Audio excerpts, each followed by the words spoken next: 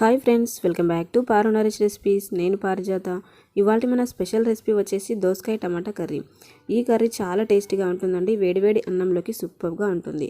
మరి ఈ టేస్టీ దోసకాయ కర్రీ చేయడానికి ముందుగా 1/2 kg దోసకాయలను తీసుకున్నాను. అలాగే 3 మీడియం సైజ్ టమాటాలు, ఒక చిన్న ఉల్లిపాయ, 3 పచ్చిమిరపకాయలు తీసుకోండి. వీటన్నిటిని చిన్న ముక్కలుగా తరిగి తీసుకుందాం. ఇప్పుడు కూర వండడానికి మరో పక్కన స్టవ్ ఆన్ చేసి ప్యాన్లోకి ఒక 3 టేబుల్ స్పూన్ల ఆయిల్ తీసుకోండి. ఆయిల్ వేడయ్యాక 1/2 టీ స్పూన్ చొప్పున ఆవాలు, జీలకర్ర, శనగపప్పు, మినపప్పు ఇలా పోపు దినుసులు యాడ్ చేయాలి. ఇవి కూడా కాస్త ఇలా ఫ్రై చేశాక ఇందులోకి ఉల్లిపాయను తీసుకొని ఫ్రై చేయండి. ఈ ఉల్లిపాయ మరీ ఎక్కువగా ఫ్రై చేయకుండా ఇలా కాస్త లైట్గా కలర్ చేంజ్ అయ్యే వరకు ఫ్రై చేశాక పచ్చిమిరపకాయ ముక్కలు తీసుకొని ఫ్రై చేయాలి. అలాగే ఒక రెమ్మ కరివేపాకు కూడా వేసి ఫ్రై చేయండి. ఇవన్నీ ఇలా ఆయిల్లో ఇలా కలుపుతూ ఒక 2 నిమిషాలు ఫ్రై చేయండి. ఇలా ఇవన్నీ ఫ్రై అవుతుండగా ఇందులోకి 1 టీ స్పూన్ అల్లం వెల్లుల్లి పేస్ట్, 1/2 టీ స్పూన్ పసుపు వేసి ఫ్రై చేయండి. ఈ అల్లం వెల్లుల్లి పేస్ట్ పచ్చివాసన పోయి మంచి స్మెల్ వచ్చే వరకు ఇలా ఫ్రై చేశాక దోసకాయ ముక్కలని యాడ్ చేసుకుందాం. ఇక్కడ నేను నాటు దోసకాయలను వాడుతున్నాను, మీరు కావాలంటే హైబ్రిడ్ అయినా వాడొచ్చు. సో ఈ దోసకాయలు కూడా అంతా కలిసే వరకు బాగా కలిపాక ఇప్పుడు మూత పెట్టి మంటని మీడియం ఫ్లేమ్లో పెట్టి ఒక 5-6 నిమిషాల పాటు ఉడికించండి.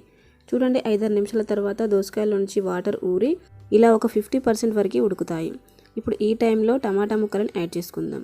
అలాగే కారం వచ్చేసి ఒక 2 టీ స్పూన్ల కారం, 1 టీ స్పూన్ సాల్ట్ యాడ్ చేయండి. ఇలా ఉప్పు కారం యాడ్ చేశాక అంతా ఒకసారి బాగా కలిసే విధంగా కలపాలి. ఇలా కలిపాక ఇప్పుడు మళ్ళీ మూత పెట్టేసి ఒక 5-6 నిమిషాల పాటు మీడియం ఫ్లేమ్లో ఉడికించండి. చూడండి, 5-6 నిమిషాల తర్వాత మూత తీసి చూస్తే టమాటా దోసకాయ ముక్కలు కూడా ఇలా సాఫ్ట్గా ఉడికి ఉంటాయి.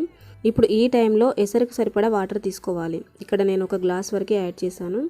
ఇలా వాటర్ యాడ్ చేశాక అంతా ఒకసారి బాగా కలిపి ఇప్పుడు మళ్ళీ మూత పెట్టేసి మంటని మీడియం టు హై ఫ్లేమ్ మధ్యలో పెట్టి ఒక 3-4 నిమిషాల పాటు ఉడికించండి.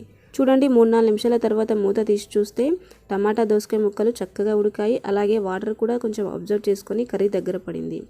ఈ కన్సిస్టెన్సీలో ఉన్నప్పుడే కొంచెం కొత్తిమీర తీసుకొని ఒకసారి బాగా కలిపి స్టవ్ ఆఫ్ చేయడమే. అంతే, టేస్టీ దోసకాయ టమాటా కర్రీ రెడీ అయిపోయింది. ఈ కర్రీని వేడివేడి అన్నంలోకి సర్వ్ చేసుకున్నారంటే వావ్, సూపర్ టేస్టీగా ఉంటుందండి. డెఫినెట్గా మీరు ఓసారి ట్రై చేయండి.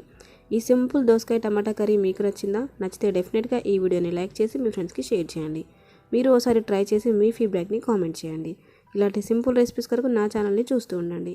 Thanks for watching.